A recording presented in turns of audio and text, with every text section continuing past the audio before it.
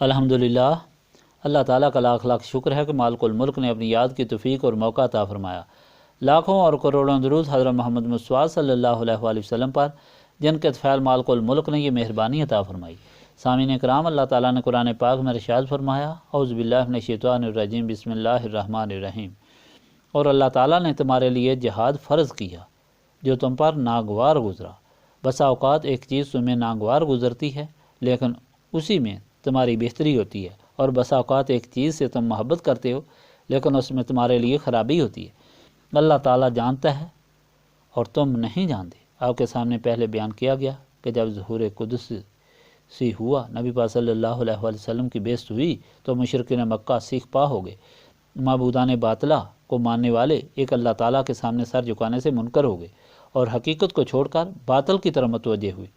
انہوں نے نبی پاک صلی اللہ علیہ وآلہ وسلم اور آپ کے غلاموں کو جو اذیتیں پہنچائیں ان کا آپ کے سامنے تفصیل سے ذکر ہو چکا ہے۔ نبی پاک صلی اللہ علیہ وآلہ وسلم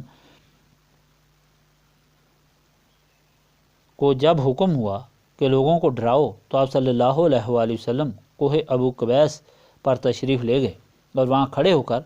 لوگوں کو آواز دی۔ تمام لوگ جمع ہو گئے۔ پھر آپ صلی اللہ علیہ وآلہ وسلم نے جو خطبہ فرمایا اس کی مثال تاریخ میں نہیں ملتی۔ آپ صلی اللہ علیہ وآلہ وسلم نے اس طریقے سے خطبہ فرمایا کہ منکرین میں سے کوئی بھی اس کو جھٹلا نہ سکا، کسی کے پاس انکار کی گنجائش نہیں تھی۔ نبی پاک صلی اللہ علیہ وآلہ وسلم نے فرمایا کہ لوگو، اگر میں تم سے یہ کہوں کہ اس پہاڑی کی پچھلی طرف سے دشمن حملہ آور ہو رہا ہے تو کیا تم یقین کرو گے؟ لوگوں نے بے یک آواز کہا کہ بالکل ہم یقین کریں گے، کیونکہ آپ صلی اللہ علیہ وآلہ وسلم نے زندگی بھر جھوٹ نہیں بولا اور آپ صلی اللہ علیہ وآلہ وسلم سب سے بڑے سچے ہیں۔ آپ صلی اللہ علیہ وآلہ وسلم نے فرمایا، یا ایھا الناس قولوا لا الہ الا اللہ محمد رسول اللہ تفلحوا۔ اے لوگو، تم اس بات کا اقرار کرو، اعلان کرو کہ اللہ تعالیٰ کے سوا کوئی معبود نہیں اور حضرت محمد مصطفیٰ صلی اللہ علیہ وآلہ وسلم اس کے رسول ہیں، تو اس میں تمہاری نجات ہے۔ میں یہ پیغام لے کر اللہ تعالیٰ کی طرف سے تمہارے پاس آیا ہوں۔ یہ اعلان کرنے کی دیر تھی کہ وہ سارے لوگ جو آپ صلی اللہ علیہ وآلہ وسلم کے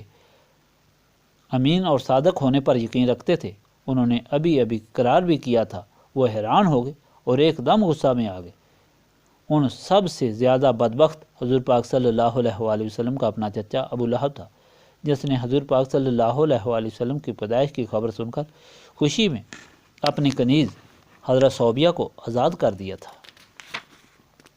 اب وہی یہ اعلان سن کر اتنا سیخ پا ہوا کہ فوراً اس نے پتھر اٹھایا اور آپ کو مارا اور کہا کہ تم نے ہم کو اس لیے بلایا تھا؟ ہم کبھی اپنے بہت سے معبودوں کو چھوڑ کر ایک معبود کو ماننے کے لیے تیار نہیں ہیں۔ ہم اپنے دین کو کبھی چھوڑنے کے لیے تیار نہیں ہیں۔ غرضے کے بدبختوں نے اپنی بدبختی کا اعلان کر دیا، اس میں اضافہ شروع کیا اور اس طرح مخالفت کا آغاز شروع ہوا۔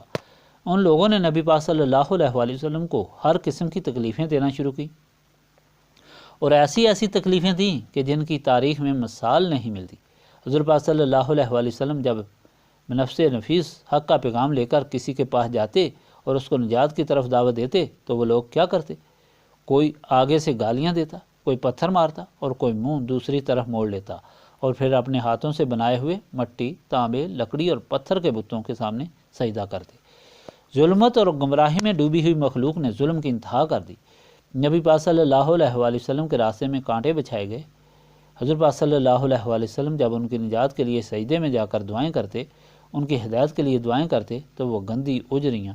حضور پاک صلی اللہ علیہ وآلہ وسلم کے اوپر پھینک دیتے۔ راستے میں چاروں طرف ایسے لوگ بٹھا دیتے کہ جو بھی مسافر مکہ شریف آتا وہ ان کو بتاتے کہ ایک جادوگر یہاں آیا ہوا ہے جو لوگوں کو دین سے پھیر دیتا ہے، اس کی بات نہ سننا۔ اس طرح نبی پاک صلی اللہ علیہ وآلہ وسلم کو ہر قسم کی تکلیف دی اور آپ صلی اللہ علیہ وآلہ وسلم کے غلاموں کو اتنی اذیتیں اور تکلیفیں دیں جن کا ذکر تفصیل کے ساتھ آپ کے سامنے ہو چکا ہے۔ حضرت بکر صدیق جو رؤسا اور شرفا میں سب سے باعزت انسان تھے، ان کو اتنا مارا کہ ان کے چہرے کے نقوش دکھائی نہیں دیتے تھے۔ اسی طرح حضرت بلال، حضرت خبیب اور دوسرے غلاموں کو انتہا درجے کی تکلیفیں دی گئی، لیکن نبی پاک صلی اللہ علیہ وآلہ وسلم نے اپنی تبلیغ اور ہدایت میں ایک بال برابر بھی فرق نہ آنے دیا۔ اور نہ ہی حضور پاک صلی اللہ علیہ وآلہ وسلم کے غلاموں میں ایک بال برابر بھی فرق آیا، غلاموں کے ایمان میں ایک بال برابر بھی فرق آیا۔ ہدایت کا سلسلہ جاری رہا، اور جب آپ صلی اللہ علیہ وآلہ وسلم کو مکہ معظمہ میں انتہا درجے کی تکلیفیں پہنچیں اور لوگ آپ صلی اللہ علیہ وآلہ وسلم پر ایمان نہ لائے، تو حضرت پاک صلی اللہ علیہ وآلہ وسلم نے طائف کا سفر اختیار کیا، لیکن طائف کے بدبختوں نے بھی انتہا درجے کی گستاخی اور بے ادبی کی، انتہا درجے کا ظلم کیا۔ نبی پاک صلی اللہ علیہ وآلہ وسلم اور آپ صلی اللہ علیہ وآلہ وسلم کے غلام اللہ تعالیٰ کے دین کی تبلیغ میں اسی طرح مصروف رہے، اور جن لوگوں نے نبی پاک صلی اللہ علیہ وآلہ وسلم کو ختم کرنا چاہا، دین اسلام کو مٹانا چاہا، وہ اپنے ارادوں میں کامیاب نہ ہو سکے۔ اس لیے اللہ تعالیٰ نے یہ اعلان فرما دیا تھا، یہ لوگ چاہتے ہیں کہ اپنی باتوں سے اللہ تعالیٰ کے دین کے چراغ کو بجھا دیں، لیکن اللہ تعالیٰ اپنے دین کو مکمل کرے گا اگر یہ کافروں کو بہت ہی ناگوار گزرے۔ اللہ تعالیٰ نے اپنے رسول صلی اللہ علیہ وآلہ وسلم کو ہدایت اور سچے دین کے ساتھ بھیجا تاکہ تمام ادیان پر غالب کر دے۔ جب اللہ تعالیٰ نے اپنے دین کو غالب اور اپنے رسول صلی اللہ علیہ وآلہ وسلم کو کامیاب کرنے کا اعلان کر دیا تھا، تو اگرچہ مشرکوں کو بہت ہی ناگوار گزرے، پھر یہ لوگ اللہ تعالیٰ کے دین کو کس طرح مٹا سکتے تھے اور اللہ تعالیٰ کے رسول کو کس طرح ختم کر سکتے تھے؟ غلام غلامی میں داخل ہوتے رہے، اللہ تعالیٰ کے بندے بندگی میں داخل ہوتے رہے، اور بدبخت اپنی بدبختی میں بھی اضافہ کرتے رہے، اور اسی طرح اذیتیں پہنچاتے رہے، یہاں تک کہ عکاظ کے میلے میں مدینہ پاک سے چند لوگ آئے، حضور پاک صلی اللہ علیہ وآلہ وسلم نے انہیں تبلیغ کی تو ان کے باطن ایمان سے روشن ہو گئے۔ پھر اگلے سال دوسری جماعت آئی، آپ صلی اللہ علیہ وآلہ وسلم نے ان کو تبلیغ کی تو وہ بھی ایمان سے منور ہو گئے، اور پھر انہوں نے حضور پاک صلی اللہ علیہ وآلہ وسلم کو درخواست پیش کی کہ آپ صلی اللہ علیہ وآلہ وسلم مدینہ پاک تشریف لے آئیں۔ جب پاک صلی اللہ علیہ وآلہ وسلم نے حضرت مصعب بن عمیر کو ان کی تعلیم کے لیے بھیجا اور بعد میں خود بھی ہجرت کر کے مدینہ پاک تشریف لے گئے، وہاں وہ اہل کتاب جو حضرت پاک صلی اللہ علیہ وآلہ وسلم کی آمد کے منتظر تھے، حسد کی بنا پر منکر ہو گئے، اور انہوں نے بھی سازشیں اور مخالفتوں کے جال بچھانے شروع کر دیے۔ ایک طرف مکہ معظمہ کے وہ مشرکین تھے، اور دوسری طرف وہ اہل کتاب تھے جو نہایت سازشی بے ایمان لوگ تھے۔ ان سب نے آپ صلی اللہ علیہ وآلہ وسلم کی مخالفت شروع کی اور آپس میں مل کر حضور پاک صلی اللہ علیہ وآلہ وسلم کو تکلیفیں دینے کے منصوبے بنائے۔ یہ ساری مخالفت دن بدن بڑھتی گئی، لیکن نبی پاک صلی اللہ علیہ وآلہ وسلم نے باوجود انتہائی مصیبت اور تکلیف کے کسی کافر سے مقابلہ نہیں کیا، اور نہ کسی کو حکم دیا کہ تم کسی کے ساتھ لڑائی کرو یا کسی کو قتل کرو، اس لیے کہ اللہ تعالیٰ کی طرف سے اس کا حکم نہیں تھا۔ قریش مکہ اور یہود مدینہ کی مخالفتیں بہت بڑھ گئیں، تو ایک وقت ایسا آ گیا کہ مشرکین مکہ نے بیٹھ کر یہ فیصلہ کیا کہ اب بہت بڑی طاقت کی ضرورت ہے، جس طاقت سے ہم اس دین کو مٹائیں گے، لہذا اس کے لیے بہت دولت کی ضرورت ہے۔ چنانچہ انہوں نے تجارت کے لیے ابو سفیان کی معیت میں ایک قافلہ شام بھیجا، اور تمام مکہ والوں نے اس میں حصہ ڈالا اور کہا کہ اس سے جو آمدن ہوگی اس سے ہم مسلمانوں کو ختم کریں گے۔ اب یہ وقت اتنا قریب آ گیا تھا کہ ظلم کی انتہا ہو چکی تھی، اور ایسے کفار اور منافق بن چکے تھے جو اپنا ایمان ظاہر کرتے تھے لیکن اندرونی طور پر مسلمانوں کو نقصان پہنچانا چاہتے تھے۔ اس وقت تک نبی پاک صلی اللہ علیہ وآلہ وسلم نے کسی کے ساتھ جنگ و جہاد کا حکم نہ دیا، خود بھی تکلیفیں سہتے رہے، اور حضور پاک صلی اللہ علیہ وآلہ وسلم کے غلام بھی تکلیفیں سہتے رہے۔ حالانکہ مسلمان کافی تعداد میں اور طاقتور بھی ہو گئے تھے، لیکن پھر بھی انہیں جہاد کا حکم نہیں ہوا، یہاں تک کہ نبی پاک صلی اللہ علیہ وآلہ وسلم اپنے بہت سے صحابہ کے ساتھ غلاموں کے ساتھ عمرہ کے لیے تشریف لے گئے، اور کفار نے انتہا درجے کی مخالفت کا مظاہرہ کیا کہ حدیبیہ کے مقام پر عمرہ کرنے سے بھی آپ صلی اللہ علیہ وآلہ وسلم کو روک دیا۔ اس وقت نبی پاک صلی اللہ علیہ وآلہ وسلم کے غلاموں کا عجیب جذبہ تھا، بہت بڑی طاقت تھی، لیکن چونکہ اللہ تعالیٰ کی طرف سے حکم نہیں ہوا تھا، اس لیے حضور پاک صلی اللہ علیہ وآلہ وسلم وہاں رک گئے، اور مشرکین مکہ کی طرف سے عروہ بن مسعود گفت و شنید کے لیے نبی پاک صلی اللہ علیہ وآلہ وسلم کی خدمت میں حاضر ہوا، اور یہ کہا کہ آپ صلی اللہ علیہ وآلہ وسلم اس دفعہ عمرہ نہ کریں بلکہ اگلی دفعہ آئیں، چنانچہ اسی بات پر صلح ہوگی، اور ساتھ صلح کی شرائط یہ رکھی گئیں کہ صلح کے دوران اگر نبی پاک صلی اللہ علیہ وآلہ وسلم کا کوئی غلام کفار میں جا کر ملا تو اسے واپس نہیں کیا جائے گا، لیکن اگر کفار میں سے کوئی رسول پاک صلی اللہ علیہ وآلہ وسلم کی خدمت میں گیا تو آپ صلی اللہ علیہ وآلہ وسلم اسے واپس کر دیں گے۔ اس صلح میں بظاہر مسلمانوں کا نقصان تھا، لیکن پھر بھی نبی پاک صلی اللہ علیہ وآلہ وسلم نے یہ شرائط منظور کر لیں اور جنگ کی طرف رجوع نہیں فرمایا۔ مسلمانوں کو یہ بات ناگوار گزری۔ حضرت عمر حضور پاک صلی اللہ علیہ وآلہ وسلم کی خدمت میں حاضر ہوئے اور تڑپتے ہوئے دل سے عرض کی، یا رسول اللہ صلی اللہ علیہ وسلم، کیا ہم حق پر نہیں ہیں؟ کیا اللہ تعالیٰ کا دین سچا نہیں ہے؟ نبی پاک صلی اللہ علیہ وآلہ وسلم نے فرمایا،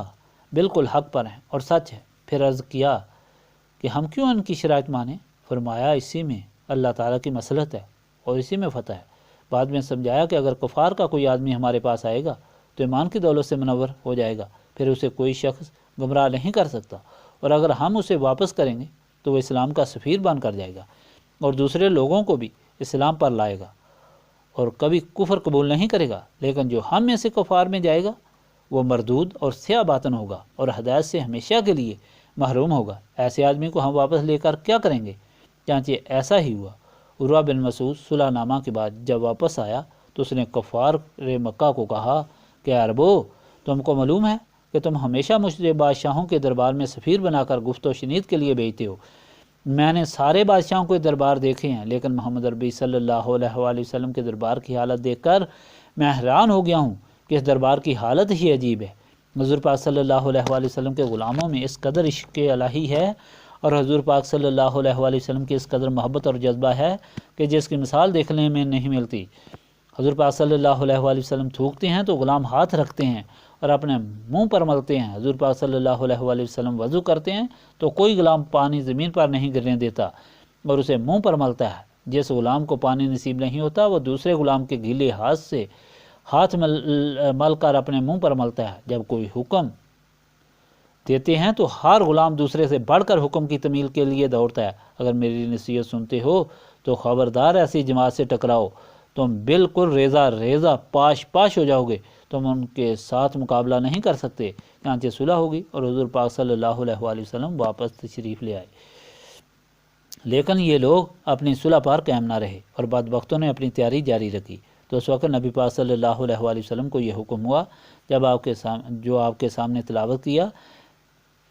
کہ کوتب علیکم القتال، تم پر جہاد فرض کر دیا گیا ہے، اب اٹھو، ظلم کے خلاف تلوار اٹھاؤ، اب ان کے ساتھ مقابلہ کرو، اب جو تمہارے ساتھ دشمنی کرے اسے ختم کرو۔ بعض صحابہ کرام نے عرض کی، یا رسول اللہ صلی اللہ علیہ وآلہ وسلم، جنگ کی کیا ضرورت ہے؟ آپ صلی اللہ علیہ وآلہ وسلم اگر بد دعا کریں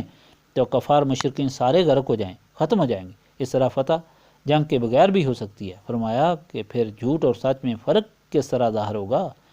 وہ لوگ جو اپنی جان مال ہر چیز اللہ تعالیٰ کی راہ میں خرچ کرتے ہیں ان میں، اور جو زبانی جمع خرچ کرتے ہیں، منافقت کرتے ہیں، ان میں فرق کس طرح ظاہر ہوگا؟ یہ جہاد ہی فرق ظاہر کرے گا کہ کون اللہ تعالیٰ کے راستے پر مرنے کے لیے تیار ہے اور کون منافق ہے۔ چانچہ ایسا ہی ہوا جب مسلمانوں نے تلوار اٹھائی، حضور پاک صلی اللہ علیہ وآلہ وسلم کے غلاموں نے جذبہ عشق، وفاداری اور قربانی کی ایسی مثالیں مرتب کیں کہ تاریخ میں جن کی مثال نہیں ملتی۔ بدر، احد، حنین، تبوک اور تمام غزوات میں ایک غلام، ایک عاشق صادق کی تاریخ سنہری الفاظ میں لکھی ہوئی ہے اور ہمارے لیے مشعل راہ ہے۔ ان تمام غلاموں کی تاریخ میں نے ہدایت کے لیے کئی بار، پیر صاحب فرمایا، ان تمام غلاموں کی تاریخ میں نے ہدایت کے لیے کئی بار بیان کی۔ مثال کے طور پر حضرت عبداللہ بن جاش، حضرت صاحب بن وقاص کی دعا کہ جب جنگ کی تیاری ہوئی تو حضرت عبداللہ نے حضرت سعد بن وقاص کو کہا کہ یہ سعد، جنگ قریب ہے اور یہ دعا کا وقت ہے، آؤ مل کر دعا کرتے ہیں، تم دعا کرو تو میں آمین کہوں گا اور جب میں دعا کروں تو تم آمین کہنا۔ چنانچہ حضرت سعد نے پہلے دعا کی اور یہ دعا کہ یا اللہ، جب کفار سے مقابلہ ہو تو کفار میں سب سے مضبوط آدمی میرے مقابلے میں آئے، میں اسے قتل کر دوں اور اس کی زرہ اور اسلحہ چھین کر نبی پاک صلی اللہ علیہ وآلہ وسلم کی خدمت میں پیش کر دوں۔ حضرت عبداللہ نے آمین کہا۔ پھر حضرت عبداللہ نے دعا کی، یا اللہ، جب کفار سے مقابلہ ہو تو کفار کا سب سے مضبوط آدمی میرے مقابلے میں آئے جو مجھے شہید کر دے اور مجھے شہید کرنے کے بعد میری آنکھ، کان اور ناک کاٹ لے اور میں اسی حالت میں تیری بارگاہ میں پیش ہوں اور تو مجھ سے پوچھے کہ اے میرے بندے، کس جرم میں تیرے ساتھ یہ سلوک کیا گیا، تو میں عرض کروں کہ یا اللہ، تیرے اور تیرے محبوب کے عشق میں۔ حضرت سعد فرماتے ہیں کہ حضرت عبداللہ کی اس دعا کی مثال نہیں ملتی۔ اس سلسلے میں حضرت بکر صدیق، حضرت عثمان اور دوسرے صحابہ کرام کی مثالیں آپ کے سامنے بیان کی۔ اب یہ ارشاد جو بیان کیا گیا یہ بھی بڑی آزمائش ہے کہ جہاد کے لیے نکلنا، اپنے کاروبار کو چھوڑنا، اپنے ماں باپ کو چھوڑنا، اپنی اولاد کو چھوڑنا اور قتل ہونے کے لیے میدان میں جانا، یہ معمولی آزمائش نہیں ہے۔ خاص طور پر ان رسول صلی اللہ علیہ وآلہ وسلم کے غلاموں کی کہ جب وہ اللہ تعالیٰ کے راستے میں نکلے تو کسی کے مقابلے میں اس کا باپ تھا، کسی کے مقابلے میں ان کا بیٹا تھا اور کسی کے مقابلے میں اس کا بھائی تھا۔ حضرت عبد الرحمن جو حضرت ابوبکر صدیق کے بیٹے تھے، ایک دفعہ حضرت ابوبکر صدیق کی خدمت میں عرض کی کہ جب جنگ بدر ہو رہی تھی تو آپ میری تلوار کی زد میں آ گئے تھے، لیکن میں نے آنکھ بچا لی۔ تو حضرت ابوبکر صدیق نے فرمایا کہ مجھے قسم ہے اللہ تعالیٰ کی، اگر تم میرے سامنے آتے تو میں تمہاری گردن اڑا دیتا اور کبھی نہ چھوڑتا۔ حضرت ابو عبیدہ بن جراح نے اپنے باپ کا سر کاٹ کر نبی پاک صلی اللہ علیہ وآلہ وسلم کے پاؤں میں لا کر رکھ دیا۔ یہ بہت بڑی آزمائش تھی، اور اس کی آزمائش سے ہی پتہ چلا کہ کون منافق ہے اور کون عاشق ہے، کون زبانی جمع خرچ کرنے والا ہے اور کون دل و جان سے اللہ تعالیٰ کے راستے میں قربانی دینے والا ہے۔ سامعین کرام، اللہ تعالیٰ کے ارشاد پاک مخلوق خدا کے لیے بہت بڑی ہدایت ہیں، اور اللہ تعالیٰ نے اس کے ساتھ یہ بھی فرمایا کہ یہ نہ سمجھو کہ یہ ہدایت تمہارے لیے ایسی ہی ہے اور اس کی کوئی قیمت نہیں، بلکہ اس کی بہت بڑی قیمت ہے۔ یہ آزمائش کے وقت جو تم پر آتے ہیں ان کے متعلق بعض دفعہ تم یہ سمجھتے ہو کہ ان میں تمہارا نقصان ہے، لیکن اس میں تمہاری بہتری ہوتی ہے، اور بعض دفعہ ایک چیز کو پسند کرتے ہو اور تم سمجھتے ہو کہ اس میں تمہاری اچھائی ہے، تو اس میں تمہاری تباہی ہوتی ہے۔ تم اللہ تعالیٰ اور اس کے رسول صلی اللہ علیہ وآلہ وسلم پر ایمان لا چکے ہو تو تمہیں یہ یقین رکھنا چاہیے کہ جو کچھ اللہ تعالیٰ جانتا ہے تم نہیں جانتے، اس کے حکم میں تمہاری بہتری ہے، تمہاری اچھائی ہے۔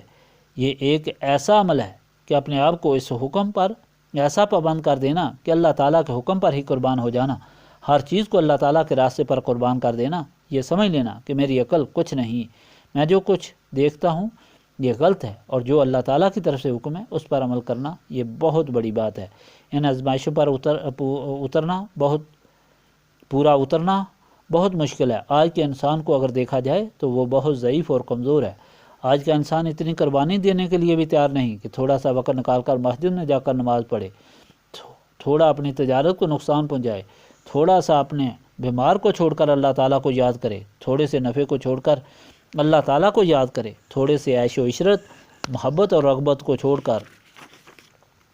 اللہ تعالیٰ کو یاد کرے۔ ہر انسان اپنے گریبان میں منہ ڈال کر دیکھے کہ وہ کتنی قربانی کر سکتا ہے۔ اگر چند منٹ اسے اللہ تعالیٰ کی یاد میں بیٹھنے کے لیے کہا جائے تو یہ بھی اس کے لیے ناگوار گزرتا ہے، یہ بھی اس کے لیے بہت مشکل ہو جاتا ہے کہ وہ کس طرح بیٹھے گا۔ اگر فضول گپوں میں، عیش و عشرت میں، دنیاوی کاموں میں مصروف ہو تو کئی گھنٹے، کئی دن، کئی راتیں اس میں گزر جائیں گی تو وہ نہیں تھکتا، لیکن جب اللہ تعالیٰ کی یاد کا وقت آتا ہے تو تھوڑی سی محنت بھی اس کے لیے مصیبت کا پہاڑ بن جاتی ہے۔ ایسے کمزور اور ضعیف انسان اتنی بڑی بڑی آزمائشوں پر کس طرح پورے اتر سکتے ہیں؟ نبی پاک صلی اللہ علیہ وآلہ وسلم کے زمانے میں لوگ جو حضور پاک صلی اللہ علیہ وآلہ وسلم کے غلام اور اللہ تعالیٰ کے بندے تھے، وہ ان آزمائشوں پر پورے اترتے۔ انہوں نے جانی مالی ہر قسم کی قربانیاں دیں۔ وہ آسمان سے اترے ہوئے فرشتے نہیں تھے، وہ بھی ہماری طرح انسان تھے، ہماری طرح گوشت پوست کے انسان تھے، ہماری طرح ہی ان کے ساتھ شیطان بھی تھا، ہماری طرح ہی ان کے ساتھ نفس تھا۔ پھر وہ کس طرح ان قربانیوں پر پورے اترے؟ وہ ان تمام آزمائشوں پر اس لیے پورے اترے کہ ان میں ایک طاقت تھی جو ان کو شیطان اور نفس پر غالب کر دیتی تھی، ہر خوف پر غالب کر دیتی تھی، ہر عیش پر غالب کر دیتی تھی۔ یہ طاقت ان کو کہاں سے ملی؟ یہ طاقت ان کو نسبت رسولی صلی اللہ علیہ وآلہ وسلم سے ملی، اور وہ لوگ نسبت رسولی صلی اللہ علیہ وآلہ وسلم رکھتے تھے، جس کی وجہ سے وہ باوجود ہماری طرح انسان ہونے کے آسمان کے ستارے بن گئے اور مخلوق خدا کے لیے ہدایت تو روشنی کے مینار بن گئے۔ انہوں نے ایسی قربانیاں دیں کہ جن کو یاد کر کے انسان حیران ہو جاتا ہے۔ اس لیے آج کا کمزور انسان بھی اگر یہ حسرت رکھتا ہے، اگر یہ سمجھ رکھتا ہے، اگر یہ خواہش رکھتا ہے کہ وہ بھی اللہ تعالیٰ کا اسی طرح بندہ بنے جس طرح نبی پاک صلی اللہ علیہ وآلہ وسلم کے غلام تھے، اسے نسبت رسولی صلی اللہ علیہ وآلہ وسلم حاصل کرنی چاہیے۔ نسبت رسولی صلی اللہ علیہ وآلہ وسلم ہی وہ چیز ہے جیسے دل و دماغ روشن ہو جاتے ہیں۔ یہ نبی پاک صلی اللہ علیہ وآلہ وسلم کی غلامی اختیار کرنا ہے، حضور پاک صلی اللہ علیہ وآلہ وسلم کی ایسی محبت اختیار کرنا ہے، ایسا تعلق اختیار کرنا ہے جس تعلق اور محبت میں اور کوئی چیز حائل نہ ہو۔ اس نسبت سے جب دل و دماغ روشن ہو جاتے ہیں تو انسان کو آخرت کی قیمت اور دنیا کی حقیقت معلوم ہو جاتی ہے۔ جس کی وجہ سے اسے دنیا سے نفرت اور آخرت سے محبت ہو جاتی ہے، اسے یہ معلوم ہو جاتا ہے کہ آخرت کی کامیابی اللہ تعالیٰ اور اس کے رسول صلی اللہ علیہ وآلہ وسلم کی رضا اور اللہ تعالیٰ کے رسول صلی اللہ علیہ وآلہ وسلم کی غلامی میں ہے۔ نسبت رسولی صلی اللہ علیہ وآلہ وسلم صاف سینوں کو حاصل ہوتی ہے۔ پاک و صاف سینوں کو اللہ تعالیٰ یہ دولت عطا فرماتا ہے۔ نبی پاک صلی اللہ علیہ وآلہ وسلم کے زمانے میں سینے صاف حضور پاک صلی اللہ علیہ وآلہ وسلم کے دیدار سے ہوتے تھے۔ صحابہ کرام جب صدق دل سے حضور پاک صلی اللہ علیہ وآلہ وسلم کو دیکھتے تھے تو ان کے دل و دماغ صاف اور روشن ہو جاتے تھے۔ یہ نسبت رسولی صلی اللہ علیہ وآلہ وسلم اللہ تعالیٰ کی یاد سے حاصل ہوتی ہے۔ جو لوگ بھی اپنے سینوں کو صاف کرنا چاہتے ہیں ان کے لیے اللہ تعالیٰ کا حکم ہے کہ وہ اللہ تعالیٰ کی یاد اس کثرت سے کریں تو ان کے سینے صاف ہو جائیں، پھر انہیں نسبت رسولی صلی اللہ علیہ وآلہ وسلم عطا ہوگی، پھر ان کے دل و دماغ روشن ہوں گے، وہ ہدایت حاصل کریں گے، انہیں اپنی پہچان ہوگی، اپنے مالک و خالق کی پہچان ہوگی، ان کی باطن پاک ہوں گے اور وہ اپنی زندگی کا سفر سلامتی ایمان سے طے کریں گے۔ یہی اس محفل کی غرض و غایت ہے کہ وہ سارے لوگ جو وقتاً فوقتاً ہمارے پاس آتے ہیں اور اپنی حاجات لے کر آتے ہیں، اور بعض تماشا دیکھنے والے بھی ہمارے پاس آتے ہیں، ہم یہ سمجھتے ہیں کہ ہمارے پاس جو کوئی بھی آیا ہے، خواہ وہ کسی مقصد کے لیے آیا ہو، خواہ وہ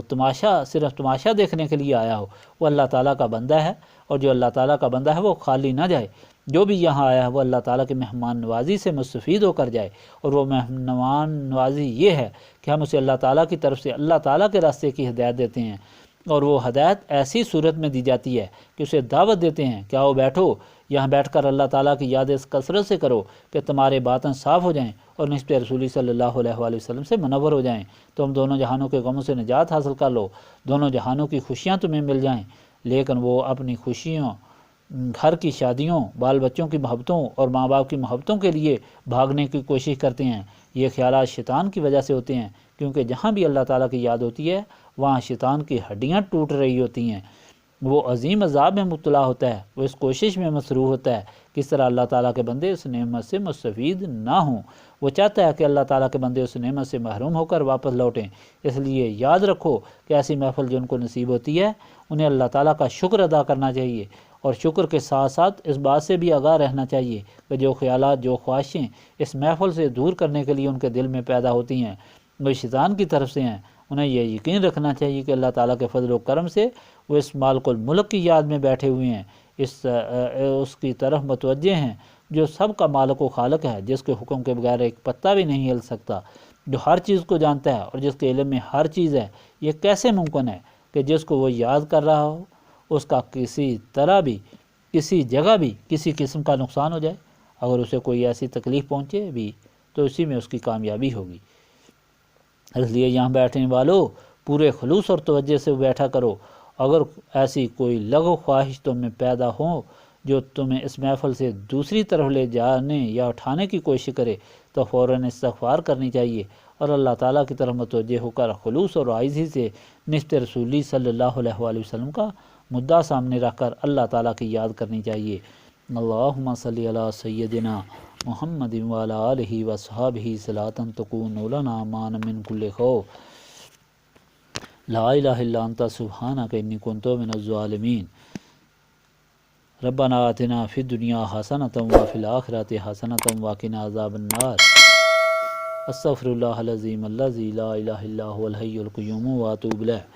استغفر اللہ العظیم الذی لا الہ الا هو الحی القیوم واتوب الیہ۔ استغفر اللہ العظیم الذی لا الہ الا هو الحی القیوم واتوب الیہ۔ ربنا تقبل منا انک انت السمیع العلیم وتب علینا انک انت التواب الرحیم۔